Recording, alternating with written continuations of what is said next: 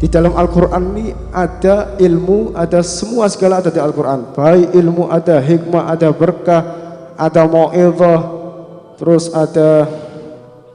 ada peringatan, ada syifa, obat bagi segala penyakit, baik penyakit batin seperti riya, munafik, sifat kufur, ujub, segalanya ada dalam Al-Quran, baik batin atau zahir. Zahir seperti ru'yah yang diajar Rasulullah SAW menggunakan Al-Quran.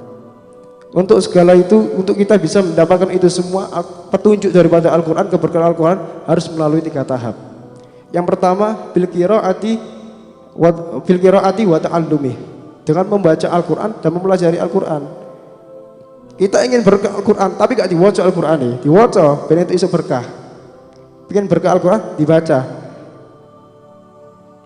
Rasulullah SAW bersabda, afdalu ibadi ummati tilawatul Quran. Paling afdalnya ibadah umatku adalah membaca Al-Quran. Membaca Al-Quran adalah paling afdal ibadah Rasulullah SAW. Dan juga Imam Ghazali beliau mengatakan, kana fiman kana qablakum yaqra'una al-Qur'an bil-lail wa yunaffidunahu bin-nahar. Ada orang-orang sebelum kalian, salafus saleh sebelum kalian, mereka itu membaca Al-Quran di malam hari. Di malam hari membaca Al-Quran. Wa yunaffidunahu bin-nahar, dan mempraktekannya di siang hari. Baca malam hari, siang hari mempraktekannya. Sing diwaca di malam hari, dipraktekna di siang hari. Itu ulama-ulama terdahulu. Dan wonten niki setunggal daripada salafus saleh. Beliau pernah ditanya, bagaimana sih kita cara mengetahui bahwasanya dia cinta sama Allah atau tidak itu bagaimana? Maka beliau menjawab, man yuridu an ya'rifa annahu yuhibbullah falyurid nafsahu bil alal Qur'an. Fa in ahabba fa in qara'a falyalam fa innahu qad ahabba.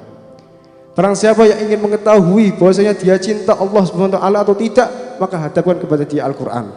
Kalau dia dihadapkan dia kepada dia Al-Qur'an, kalau dia membacanya, berarti dia cinta Allah Subhanahu wa taala. Kalau dia tidak membaca, maka dia tidak cinta kepada Allah Subhanahu wa taala. Itu yang pertama, membaca Al-Qur'an. Kalau kita ingin berkah Al-Qur'an harus kita baca. Jangan kita orang tutup gak dibaca. Pengen berkah enggak bisa, dibaca Al-Qur'annya. Dibaca. Dan yang kedua, bitadabbur. Baca Al-Quran harus tadabbur, direnungi ayat-ayatnya, difahami isi maknanya, apa yang dimaksud dengan Al-Quran, ditadabburi, direnungi Al-Quran tersebut. Sayyidina Ali karamullah wajah beliau mengatakan, la khaira fil qiraah la tadabbura fiha. Tidak ada nilai bacaan seseorang yang gak disertai dengan tadabbur. Percuma kita orang baca Al-Quran gak ada tadabbur, merenungi Al-Quran ayat-ayatnya, percuma, gak ada nilainya. Maka itu kalau baca Al-Quran ditadaburi, direnungi maksud Al-Quran itu apa. Para ulama mengatakan di dalam Al-Quran itu ada tiga macam. Yang pertama yaitu berita tentang keagungan Allah, sifat Allah, berita baik masa-masa lalu, para nabi terdahulu ataupun akan datang hari kiamat. Semua ada dalam Al-Quran. Yang kedua, al-awamir wan nawahi, perintah-perintah Allah dan larangan Allah. Yang ketiga, al-wa'du wal wa'id, janji dan ancaman daripada Allah Subhanahu wa taala. Bagaimana kita bisa memahami itu semua kalau kita tidak tahu maksud Al-Quran? Kita tidak tahu artinya. Bagaimana kita bisa mengetahui kalau itu janji Allah, itu larangan, itu perintah? Bagaimana kita mengetahui kalau kita tidak tadabbur, gak merenungi ayat-ayatnya, tidak tahu arti-artinya? Bagaimana kita tahu ini perintah Allah yang harus kita kerjakan? Bagaimana ini larangan Allah yang harus dijauhi, harus dihindari kalau kita tidak tahu artinya? Maka dari itu kalau baca Al-Quran ditadaburi, direnungi ayat-ayatnya, difahami isinya. Aja cepet-cepetan tak pokok intinya khatam. Ditadaburi, inti-intinya direnungi ayat-ayat Al-Quran, difahami isi-isinya. Dan yang ketiga yaitu jadikan Al-Quran ini pedoman hidup kita. Berargumentasi menggunakan Al-Quran. Jadikan Al-Quran ini sebagai pedoman hidup kita sehari-hari. Kita ingin melakukan apa? Menggunakan Al-Quran. Sesuai dengan Al-Quran atau tidak. Kita jadikan Al-Quran ini argumentasi sehidup kita. Itu kata-kata para ulama. Tiga itu, ini kata ulama. Yang pertama adalah membaca Al-Quran.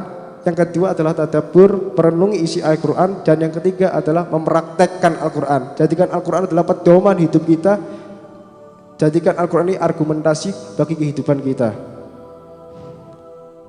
Mumpung ini bulan Ramadan, mari kita baca-baca Al-Quran.